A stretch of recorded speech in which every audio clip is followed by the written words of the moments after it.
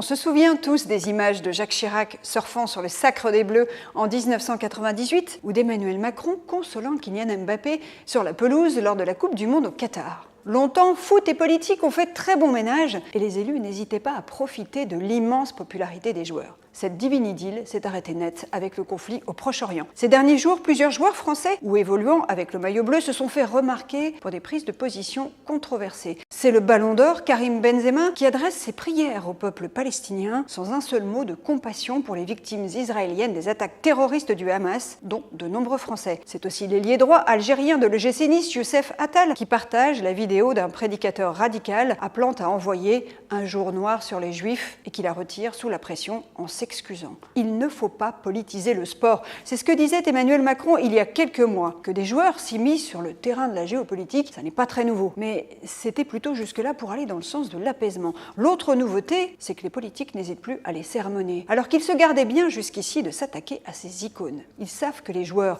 sont d'importants influenceurs avec des comptes à plusieurs millions de followers et ils surveillent leur prise de position comme le lait sur le feu. Lors des émeutes urbaines de juillet, le tweet de Kylian Mbappé sur le petit ange parti trop tôt, Naël, abattu par un policier après plusieurs refus d'obtempérer, avait fait grincer des dents dans le monde politique où on l'accusait, discrètement, de souffler sur les braises.